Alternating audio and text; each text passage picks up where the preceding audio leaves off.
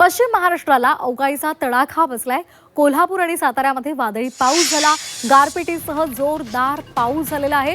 निसर्गाचा लहरीपणा आणि ऐन उन्हाळ्यामध्ये या पावसाच्या सरी बरसल्यामुळे शेतकऱ्यांची चिंता मात्र वाढली आहे। कोल्हापुरात घरांवरचे पत्रे उडाले, झाडं सुद्धा उन्मळून पडली आहेत।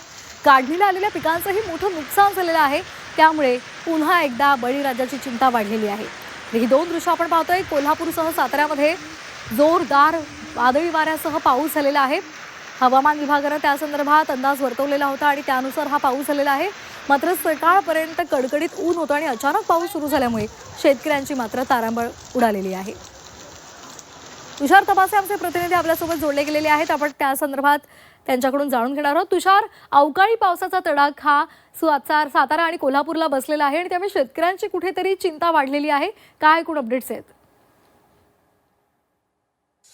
आपल्याला माहिती आहे की हवामान विभागानं खरं तर असा इशाराच दिलेला होता की 17 मार्च पासून महाराष्ट्रातील काही भागांमध्ये अवकाळी पाऊस कोसळू शकतो आणि तशा पद्धतीने खरं तर त्या आधीच म्हणजे काल संध्याकाळी सातारा असेल, त्याचबरोबर कोल्हापूर असेल, सांगली असेल, ह्या भागामध्ये ढगांचा गडगडाट जाणवायला लागलेला आहे। त्याचबरोबर पाऊस देखील काही भागात कोसळलाय। साताऱ्यातील मेढा असेल, दरे असेल, करंदी असेल, ह्या जो भाग आहे या भागात काल गारपीटसह मुसळधार पाऊस झालाय आणि तासभर हा पाऊस त्या ठिकाणी कोसळत होता। याच्यामुळे खरं तर गव्हाचं त्याचबरोबर ज्वारीचं काही प्रमाणात त्या ठिकाणी नुकसान झालं आहे। खरं तर पावसाचा अंदाज हा काही दिवसानंतर वर्तवण्यात आला होता। मात्र असं असताना देखील पावसानं अचानक या भागामध्ये काही भागामध्ये साताऱ्यातल्या हजेरी लावलेली आहे। कोल्हापूर असेल, सातारा असेल, सांगली असेल, ह्या भागात आता खरं तर गरमी वाढत चाललेली आहे आणि अचानक गरमी वाढल्यानंतर हे ढगांचा कडकडाट सुरू होतोय आणि त्याच्यामुळे पाऊस पडतोय। खरं तर याच्यामुळे शेतीचं नुकसान होतंय।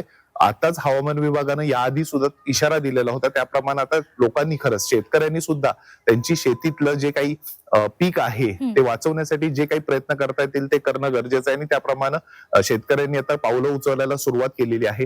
आणि काल जो काही पाऊस झालाय तो गारपीटसह मुसळधार पाऊस झालेला आहे आणि त्याच्यामुळं त्या भागातील जे काही शेतकरी आहे त्यांचं काही प्रमाणात का होईना नुकसान झालेलं आहे। त्यामुळे आता इथून पुढे देखील हा असाच इशारा असल्यामुळं यापुढे देखील शेतकऱ्यांनी याकडे लक्ष देऊन आता पाऊस जर पडतोय किंवा येणार आहे तर त्याच्या अनुषंगाने शेतीचं नुकसान होऊ नये यासाठी पावलं उचलण्याची हवामान विभागानं सांगितलेलं आहे।